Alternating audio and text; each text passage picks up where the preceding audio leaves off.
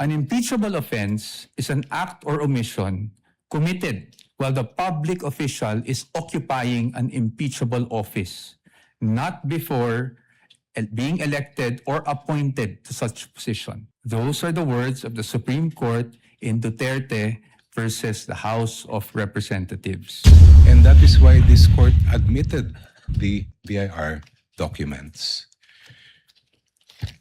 Your Honor, Nawala na ng pag-asa. Pagka ganun na ho yung body language nitong si Jokno, wala na. Nauubos na ho yung power ng ngipin niya. Hanggang dyan lang kasi siya eh.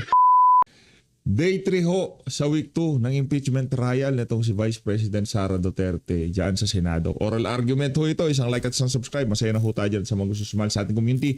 Yung join button nandyan lang ho sa baba. Rekta na ho tayo sa pagpapakilala ng prosecution kung sino ang kanilang manok dito sa oral argument na to. Game!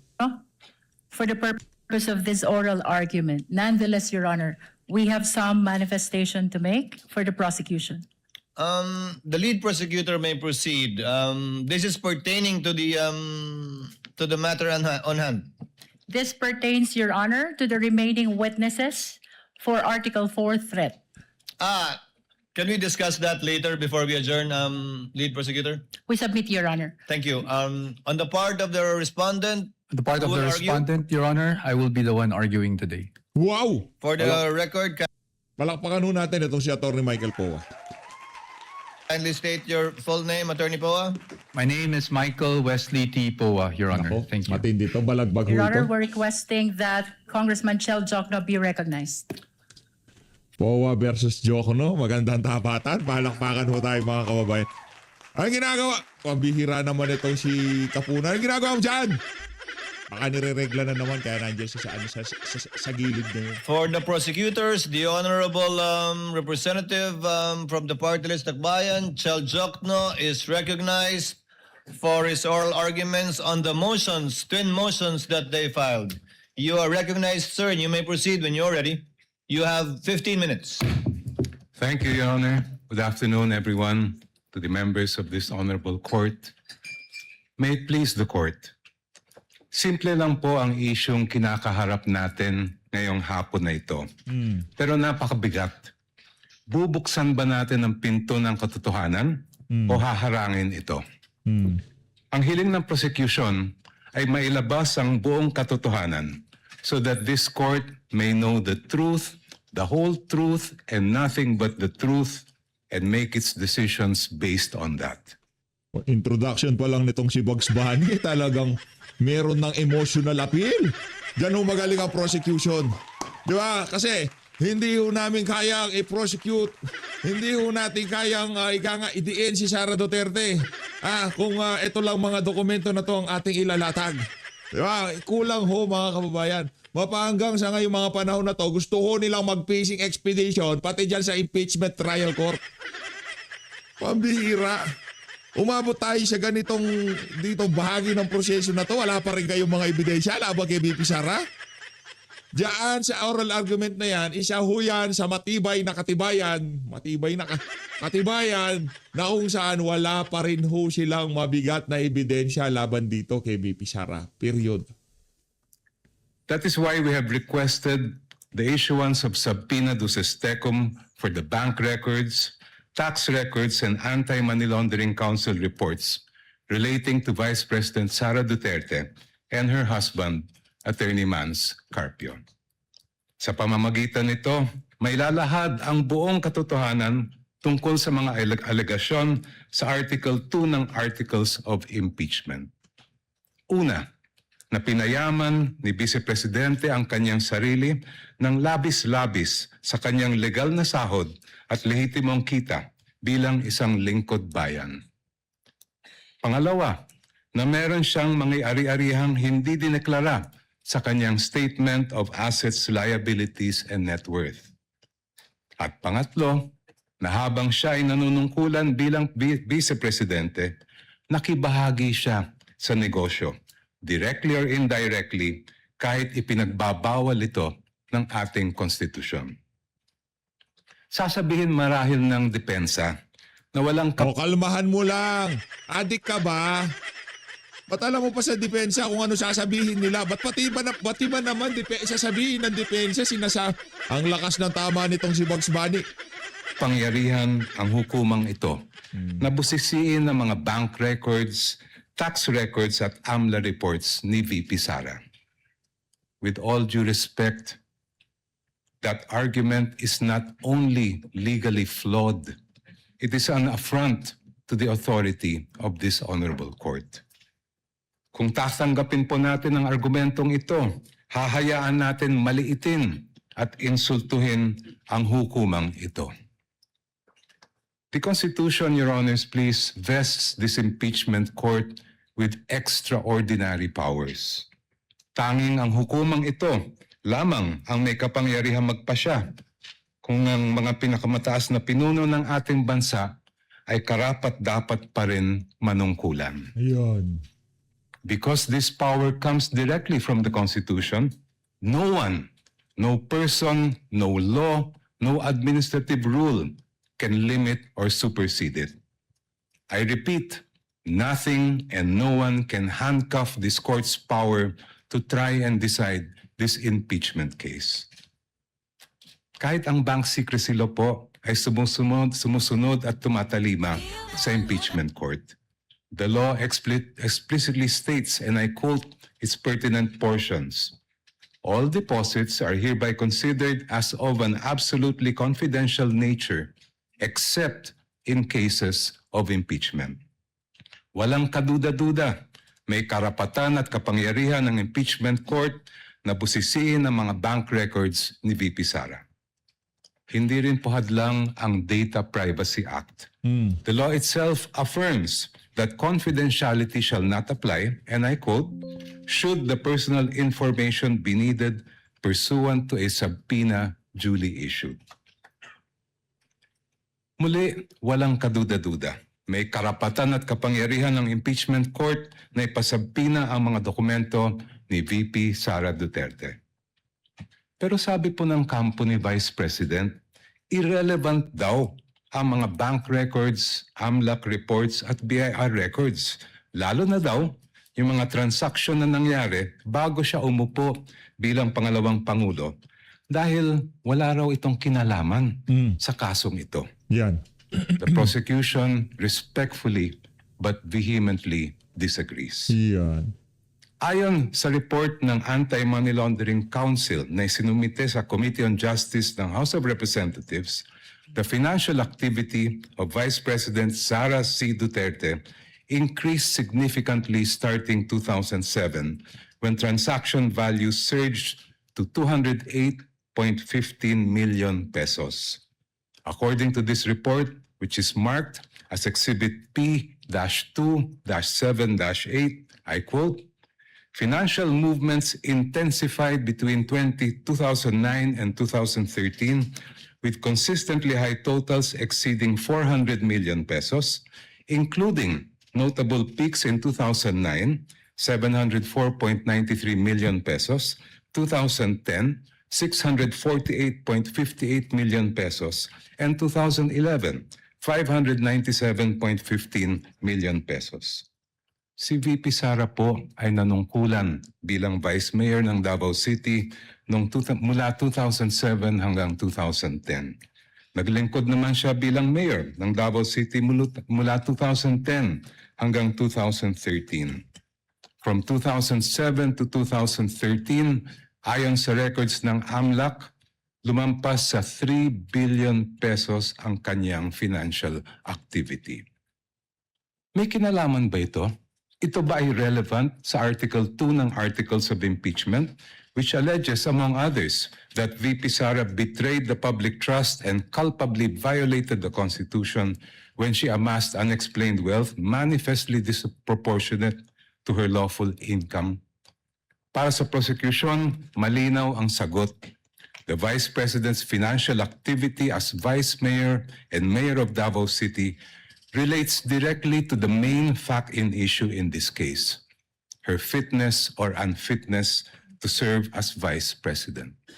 Let me explain. The framers of the 1987 Constitution added betrayal of public trust as a ground for impeachment, and I quote, to include all acts which render the officer unfit to continue in office. For this honorable court to determine whether VP Sara Duterte is unfit to continue in office, it must have a clear picture of the respondent as a public servant. Kailangan makita ng publiko at ng mga senator judge ang tunay na kulay ng vice-presidente at larawan ng kanyang buong pagkatao bilang isang lingkod bayan. Yun. If she amassed staggering amounts of unexplained wealth while she was a vice mayor and mayor, doesn't that say a lot about her unfitness to serve as a vice president? Isn't that relevant to the question this court must resolve at the end of this trial of whether or not the vice president betrayed the trust given to her by the people? From what I have gathered and read, Your Honors, please, this is not the first time this court has been confronted with this issue. Sa impeachment ni dating Chief Justice Renato Corona, tinanggap ng hukumang ito ang mga ebidensyang nakalap bago pa man siya naupo bilang punong hukom. I believe it was then Senator Judge, now presiding officer Francis Escudero, who raised the question, will the impeachment court consider only Corona's acts as Chief Justice? This after observing that some exhibits predated his appointment as Chief Justice. This matter was taken up in caucus, after which this court decided to allow such evidence. When Philippine Savings Bank President Pascual Garcia III testified before this court in the same Corona trial, he refused to answer the question of then Senator Judge Franklin Drilon on the starting balance of Corona's 2 peso-denominated accounts. But, if I'm not mistaken, it was Senator Judge Alan Peter Cayetano who said that records of initial deposits are among the quote-unquote opening documents that should have been brought to the impeachment court. After reading the subpoena, presiding officer Senator Juan Ponce Enrile held that Senator Judge Cayetano's observation was correct. During the same hearing, the presiding officer ordered the issuance of subpoena to PS Bank Katipunan branch manager Annabel Tiongson to bring all the bank records of the Chief Justice. A few days later, the impeachment court denied the defense's motion to quash the subpoena for the peso bank accounts of CJ Corona. The presiding officer explained that the purpose of the subpoena is to find out if Corona has not included the deposits in his salin. This court also denied the defense's motion to suppress evidence on Corona's bank accounts. Sa huli, binusisi ng hukumang ito ang bank records ni Chief Justice Corona mula sa kanyang Matagal pa ba yan, Bugs Bunny? Uy, unang balanse bago Tagal pa naman man siya yan. naging punong magistrado. yan. The panel of prosecutors respectfully submits that the subpoenas for the production of the bank records, AMLA documents, and BIR documents of the Vice President and her husband are proper and should be issued by this honorable court. Now allow me, Your Honors, to return to my first point.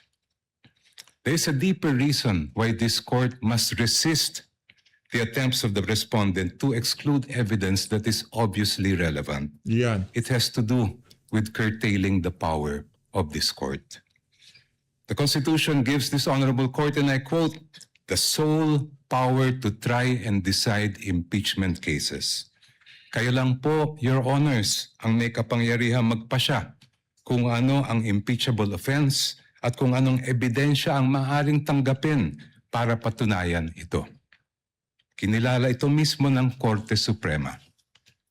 In the case of Francisco versus House of Representatives, the Supreme Court declared, and I quote, a determination of what constitutes an impeachable offense is a purely political question which the Constitution has left to the sound discretion of the legislature. Such an intent is clear from the deliberations of the Constitutional Commission. Inulit po ito ng Supreme Court sa kasong Gutierrez versus House of Representatives, where the Supreme Court declared, and I quote, Francisco instructs that this issue would require the court to make a determination of what constitutes an impeachable offense. Such a determination is purely a political question which this Constitution has left to the sound discretion of the legislature. Clearly, the issue calls upon this court to decide a non-justiciable political question which is beyond the scope of its judicial power.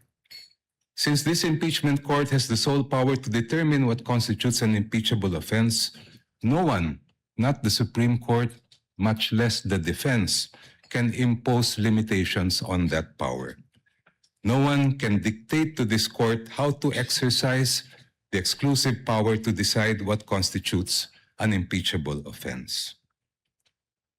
In closing, Your Honors, I go back to the most fundamental provision in our Constitution on the accountability of public officers, Article 11, Section 1, which provides, and I quote, "Public office is a public trust. Public officers and employees must at all times be accountable to the people." Ibig sabihin po, sa proseso ng impeachment, ang pananagutan sa taong bayan ang pinakamahalaga sa lahat. Kaya naman po, ang hiling namin sa korte, gamitin ang inyong natatanging kapangyarihan at karapatan na busisiin ang bank records, tax records at AMLA reports kaugnay ni VP Sara at ng kanyang asawa. Sa ganitong paraan, Your Honors, madedesisyonan ninyo ang kaso base sa buong katotohanan. The truth, the whole truth, and nothing but the truth para sa interes at kapakanan ng sambayanang Pilipino. Before I close, if Your Honors, please, if I have whatever time I have left, may I request that it be credited to my rebuttal. Maraming salamat po. Yan, oh. Yun na yun? Ano, wala nang tirang oras, Brad. Naka 16 minutes ka na eh. 15 nga lang eh, di ba? Di ba? Yun na yun. Oh, pakinggan natin sa Atty. Poa. We will try to do that, Your Honor. You have 1 minute and 39 seconds. And if at all we do so, we shall equally credit it to the rebuttal, if any, of the counsel for respondents. Thank you, Your Honor. Attorney Poa, if you are ready, you may proceed with your oral arguments on the twin motions filed by the prosecutors. You may proceed, sir, when you're ready. Thank you, Your Honor. You have 15 minutes. Mr. Presiding Officer, Honorable Senator Judges, magandang hapon po sa inyong lahat. The issue before the impeachment court today is not whether you possess the power to issue a subpoena. The real issue is whether such power may be exercised in a manner that disregards due process. Palakpakan natin itong si Atty. Poa. Walang binabasa si Atty. Poa. Pinakitaan ho nitong si Atty. Poa, itong si Bugs Bunny, pambira. Palakpakan natin! Habang nagsasalita itong si Atty. Poa, tinitingnan niya mata sa mata. Itong si Bugs Bunny, pambihira ho. And compels the production of documents and information beyond what is allowed by law.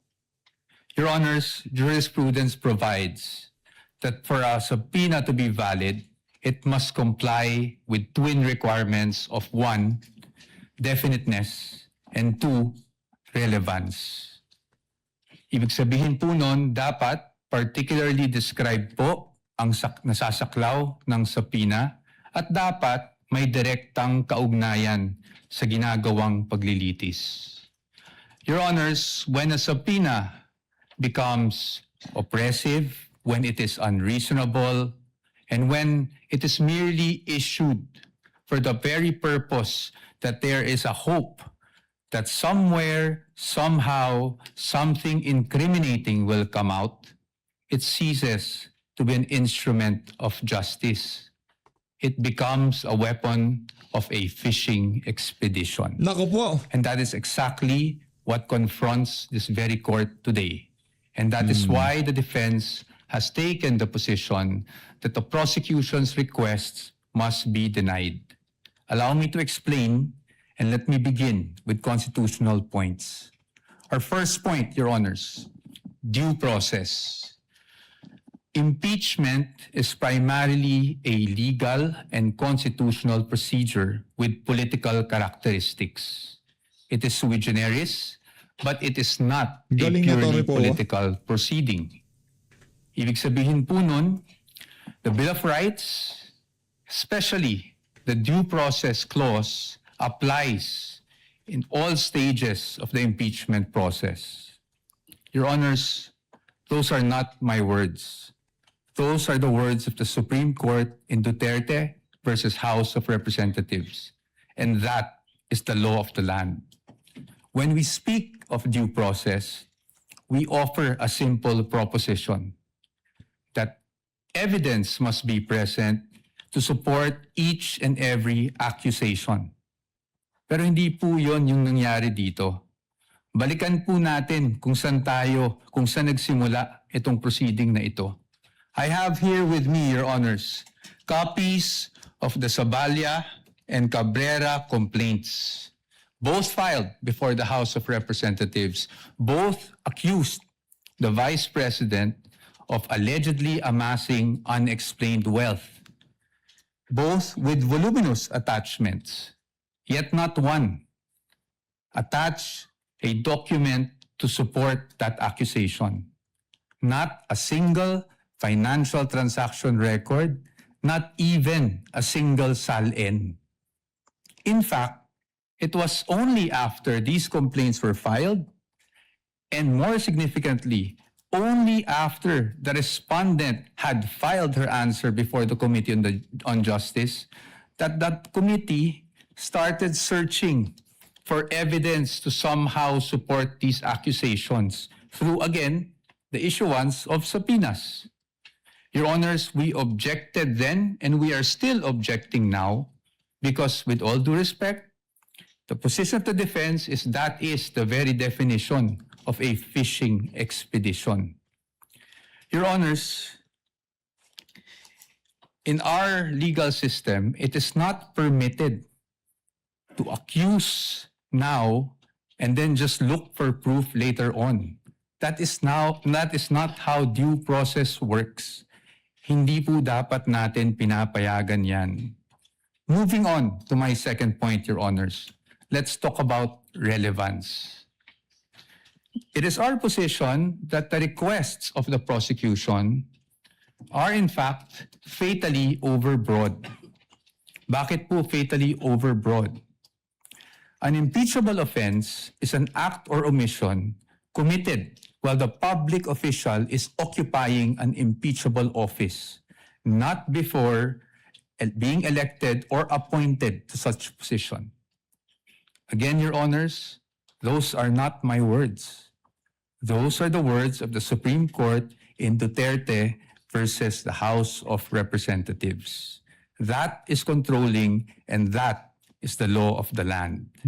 Yet here, Your Honor, today, the prosecution is requesting for documents spanning almost 2 decades, almost 20 years, dating as far back as 2007. Naku po. Your Honors, it is a fact na noong 2007, ang respondent ay vice mayor pa lamang. Definitely not an impeachable office, Your Honors. How is that relevant? It is the position of the defense that it is not. In fact, what that is an unlimited search throughout a person's financial history. That should not be allowed. Your Honors, if a subpoena is not narrowly tailored, it is oppressive. For these reasons alone, we are of the position that the request should already be dismissed. Nonetheless, if the impeachment court were to extend its utmost liberality, which the prosecution have asked for in their memorandum, we'd like to point out, Your Honors, that Congress itself, the Senate and the House of Representatives, enacted laws that specifically prohibit the disclosure of these information that the prosecution is asking for now. Let us go through them one by one. Let's start with RA 9160 as amended by RA 11521, which is the Anti-Money Laundering Act. Your Honors, the prosecution is asking for covered transaction reports, suspicious transaction reports, financial intelligence reports, again, spanning almost 2 decades. However, it is clear under Section 8A, which we are flashing on the screen right now, na bawal po yun. Disclosure is prohibited under this provision, Your Honors. It is in black and white. Meron po bang exception? Wala po. Impeachment is not an exception. Had Congress wanted to make impeachment as an exception, madali lang naman pong ilagay yun sa batas. Pero hindi po iyon nagawa. Now, in fact, I also have here copies of the Financial Intelligence Report and another report from the AMLAC, the Information Management Analysis Group, which were already marked as exhibits, Your Honor, and it's in the records of the court. No? Exhibit D2-8-P1, where it says specifically that the information should not be used as evidence in formal proceedings, Your Honors. Clearly, Your Honors, to compel AMLAC officials to disclose such information would be to compel them to violate the law. Let's move on now to the tax records, Your Honors. Prosecution is asking for tax records, so let's look at the tax code. Section 270 of which criminalizes. Magaling tong si Atty. Michael po. Bigyan ko muna siya ng isang malupit na palakpak dito sa PH Update. Napakahusay. Disclosure of taxpayers' information. Meron po bang exception sa batas na ito? Meron po, but it is limited. Kasama po bang impeachment? Hindi po. That is very clear. Again, Congress wanted to put an exception for impeachment. They could have easily done so, but they did not. Now, Your Honors, let's go to Bank Secrecy Law, RA 1405. The state policy has always been to favor the secrecy of bank deposits, Your Honors. Dito, while we recognize that impeachment is in fact an exception, Your Honors, we submit that this exception is not automatic. Meaning, hindi porket may exception for impeachment, pwede na kaagad natin buksan ang lahat ng bank records na hinihingi ng prosecution. Why? Because, Your Honor, this exception does not dispense with constitutional safeguards. It does not abolish the right to due process. So dapat po, meron pa rin tayong basihan. If you look at the articles of impeachment, wala naman po doon na nagsasabing yung sinasabing unexplained wealth coming from, even if it was an illegal activity, ay pinasok sa isang specific account. In fact, Your Honors, this exception does not automatically mean that we should permit a fishing expedition. Yun nga pong mga bank account numbers na nakaspecify sa request for the issuance pa subpoena, ang aming posisyon po dyan, yan po ay nakalap doon sa illegal disclosure, with all due respect, na ginawa ng AMLAC before the Committee on Justice. And then, Your Honors, they're also asking for the bank records of the spouse. Your Honor, the spouse is not an impeachable officer. And therefore, the spouse is not covered by this exception. Again, Your Honors, we should not allow this. In closing, Your Honors, the prosecution has repeatedly invoked accountability. Your Honors, we agree with them. No one is above the law. But in the same manner, no one must fall below or be outside the protection of the law. Impeachment is indeed a powerful constitutional tool. But Your Honors, impeachment is not a magic word or a magic wand that one can just wave to transform an illegal act into a legal act, to transform unlawful access to lawful access. That is not what the Constitution contemplates. That is not what the laws enacted by Congress Galing, contemplate. Atty. Poe. And that Solid is not to. something that the Honorable Impeachment Court should allow. We submit, Your Honors. Thank you very much. Palakpakan natin to si Atty. Poe. Grabe, ang galing. Pambihira. Ngayon, anong puna kung bakit? Nasa defense team siya ni Pepe Sara. Palakpakan tayo. Solid to. Grabe ka, Atty. Michael Poe. Pag nakita ko to, magpapapicture talaga ako dito sa mama na to. Hindi, pambihira. Pag nakita ko siya. The Solid. gentleman still has 2 minutes and 48 seconds, which we shall credit, similar to the request of the prosecutor, to your sir rebuttal should you desire to use it, counsel for the respondent, Attorney Poe. Thank you, Your Honor. Counsel, the prosecutor is recognized. Attorney Chel Jokno, Ito you na. have Chela, huwag ka na magbasa. Baka magbabasa ka na naman. Nakakahiya ka. Pambihira. 11.38 minutes, which will round off to 12 minutes, counsel. You may Thank proceed you. when you're ready for Thank you. for your rebuttal. Maraming salamat po, Mr. Presiding Officer, at magandang hapon po ulit sa ating lahat. Let me address each of the points that the defense has raised in their oral argument. Sabi po nila una ay due process daw ang isang paulit-ulit na dinidiin ng defense.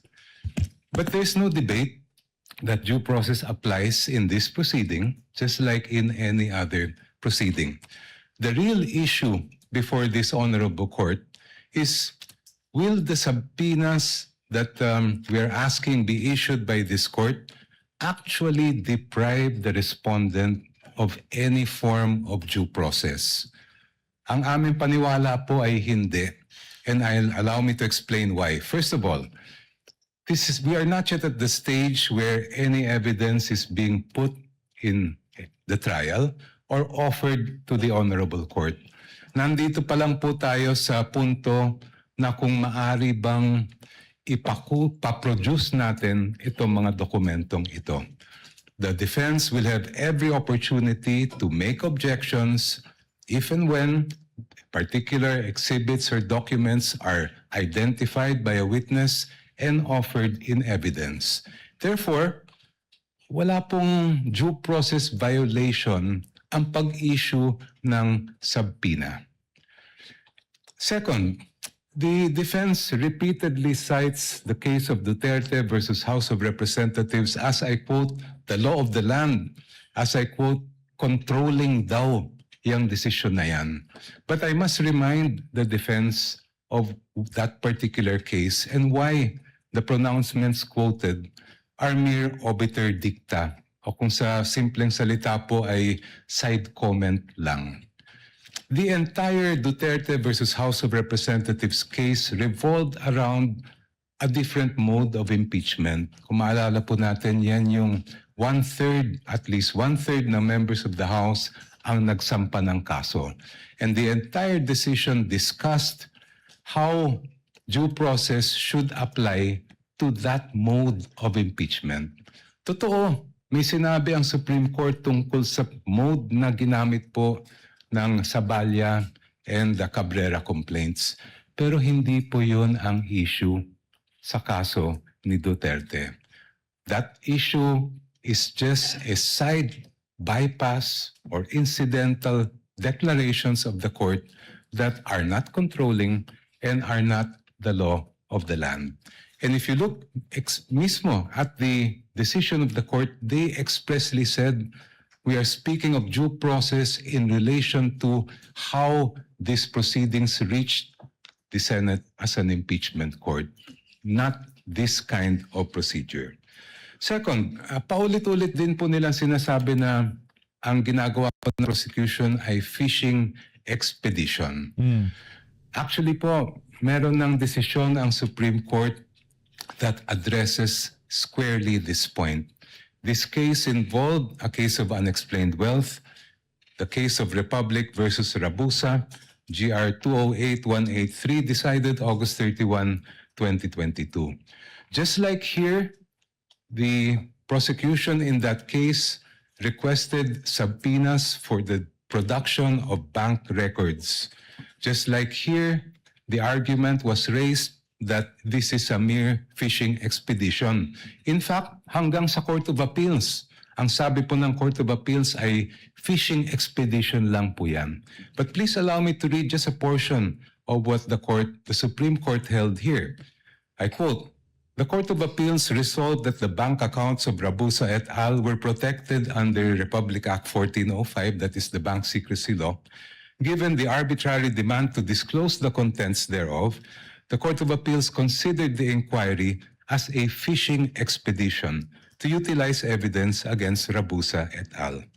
In the instant case, given that the court orders in the form of various subpoena duces tecum and ad testificandum all involved the forfeiture of unexplained wealth, the RTC was in error for not allowing petitioner to examine, inquire, and look into the subject accounts." I continue. "As the present proceedings on unexplained wealth are now encompassed within the exceptions of Republic Act 1405, the court orders subject of this case clearly fall within the orders that would enable the examination of the respondent's bank accounts as contemplated in the first exception. Thus, it comes clear that this court cannot sustain the RTC's and Court of Appeals theory that there was no court order authorizing the examination of the bank accounts. On the contrary, records prove that the RTC issued several subpoena duces tecum and ad testificandum, which required certain persons to testify in open court and present documents which pertain to the existence and identity of the subject accounts and also to the accounts, the contents found therein. I just move forward. Given the existence and propriety of the subpoenas, the evidence procured through the same should have been duly considered by the lower courts. This court cannot agree with the Court of Appeals' supposition that the examination of the respondents' bank accounts was but a mere fishing expedition to pin liability on them. Next, the defense repeatedly cites a number of laws to claim that the requested information and documents that we are asking from this court for the issuance of subpoena are confidential. Sabi po nila, confidential daw ito sa ilalim ng Republic Act 1405. Sabi po nila, confidential daw ito sa ilalim ng Anti-Money Laundering Act, pati ang National Internal Revenue Code, pati ang Data Privacy Act ay confidential din. Pero kung titingnan po natin, klaro po at malinaw po sa amin ang batas at ang utos ng saligang batas Ano? sa impeachment court na ito. Ano utos? You have the sole exclusive power to determine an impeachable offense, and that includes the power to find out Yun, doon na pumasok yung Bendalong. Palakpakan ho natin. Ito ho yung kagagawa ni Erwin Tulfo. Oh. Hindi binigyan ng saligang batas ang kapangyarihan ang impeachment court para baluktutin, baliin, labagin ang batas. Anong sole power? Edit the entire truth and make your decision on that basis. I will not dwell on the exception to Republic Act 1405. That's very clear. There's an exception for impeachment. Pero paano naman po yung sinasabi nilang Section 8A ng Anti-Money Laundering Law? If you read that law, particularly that provision, it clearly refers to prohibiting leaks by members of the Anti-Money Laundering Council. It never was intended to short-circuit the impeachment process or limit the powers of this honorable court to find out the truth. Ganon din po ang nakalagay sa ating National Internal Revenue Code. Sabi po ng defense, there's nothing that allows these documents to be made public. I cite Section 71, NIRC. After the assessment shall have been made, I'll just move forward. The returns, together with any corrections, shall be filed in the office of the Commissioner, and I quote, and shall constitute public records and be open to inspection as such upon the order of the President. And in fact, during the Corona impeachment trial, the President at that time did order, and that is why this court admitted the BIR documents. Your Honors. Naku, nawalan na ng pag-asa. Pagka ganun na ho yung body language nitong si Jokno, wala na. Nauubos na ho yung power ng ngipin niya. Hanggang dyan lang kasi siya eh. Hindi siya pwede magtagal makipagdebate kay Atty. Michael Poa kasi masisiraan ho siya ng bait. Madaling sabihin na confidential ang ilang impormasyon at dokumento. Madaling magturo ng batas. Pero ang hinahanap po ng impeachment court ngayon at sa mga susunod na araw, linggo at buwan ay ang katotohanan. At ang layunin ay makamit ang pananagutan. Confidentiality, Your Honor, should not be the prevailing principle in this proceeding. Hindi po confidential ang katotohanan. Maraming salamat po. Thank you, Representative, the Honorable Chel Jokno. Attorney Poa, counsel for respondent, is recognized for his rebuttal. Sir, you have 13 minutes. Thank you, sir. I will not take up the entire time to expedite matters. Your Honors, I respect, of course, the arguments put forth by the distinguished opposing counsel. But when it comes to due process, Your Honors, I think it's beyond debate, no, that due process must be observed in every stage of the proceedings. And aside from that, due process requires, Your Honor, that we also respect the protections afforded by law on the respondent. Your Honors, ang sabi po ng ating distinguished opposing counsels, obiter lang daw po yung sinabi ng Supreme Court. But Your Honors, nung sinabi ng Supreme Court sa Duterte versus House of Representatives na ang impeachable offense is an act or omission that is committed by a public officer while occupying an impeachable office, hindi naman po siguro pwede doon lang sa yung one-third mode gamitin yung ganung definition, pero pagdating po sa ibang mode ay hindi na po applicable yung ganung definition. Your Honors, in fact, in that decision, which I failed to mention earlier, sinabi rin po that the acts or omissions must be done in relation to the office. Nako, Kasi yun nga po ang purpose ng impeachment. in relation to the office.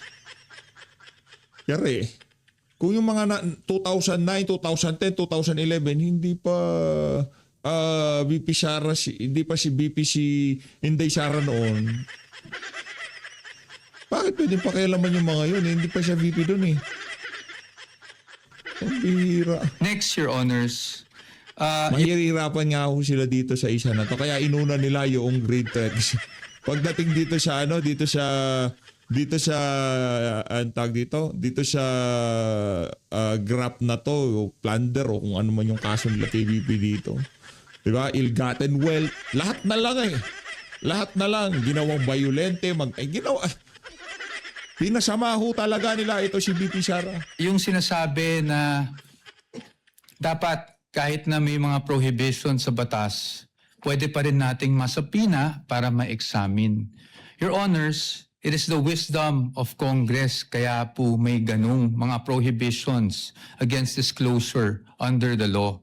Kung papayagan po natin that a court process, even an impeachment court, can issue a subpoena to thwart those provisions, it's as if, Your Honor, we are doing judicial legislation here because a judicial issuance can easily repeal for the time being that provision or at least suspend, Your Honor. Maybe not repeal. The proper word might be suspend that provision of law.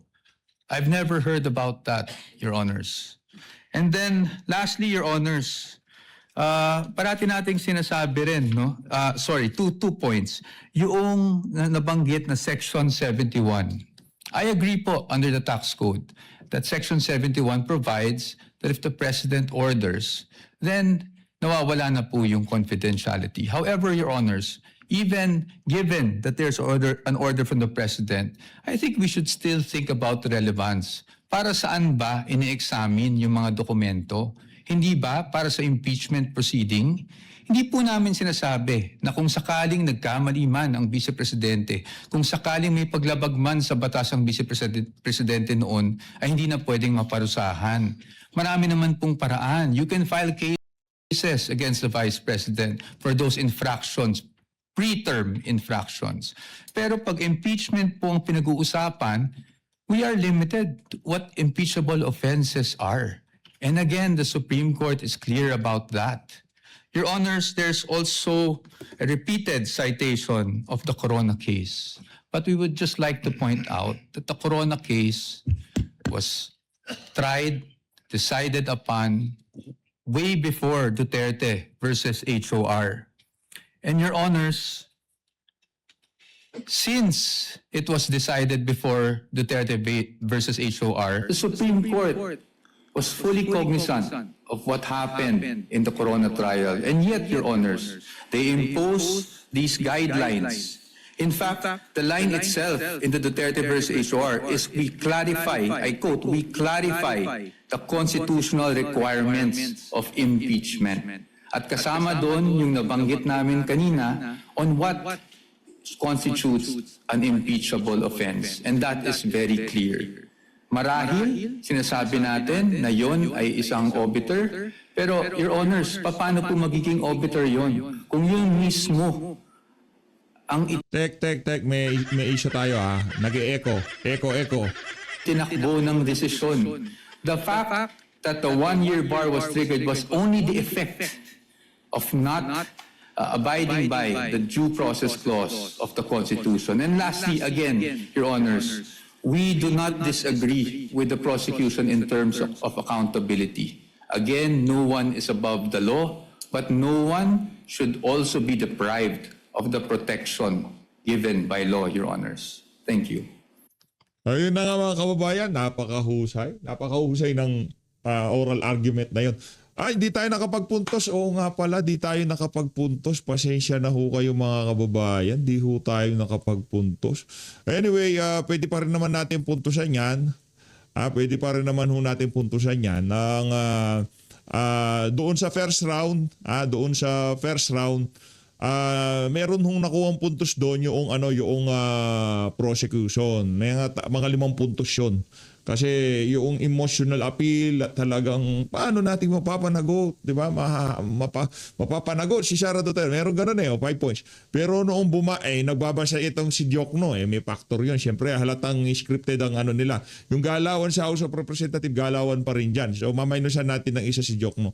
Pagdating naman doon sa oral argument, doon sa parte ng defense, walang binabasa, solidong atake, bigyan ho natin ng 36 points. Tapos doon sa rebuttal, bigyan natin ng 2 points, 4 points ang prosecution doon. Tapos pagdating dito sa rebuttal, nitong si Atty. Michael Poa, yung rebuttal niya talagang kung maraming dalaga dyan sa gilid, maraming na in love sa kanya sigurado. So Luis, maraming salamat sa pag-support sa PH Update. Mag-ingat ho kayong lahat, lahat ng Pilipinas. Final score natin, 105 versus 8. Panalo ho ang defense. Malino natin ang Pilipinas.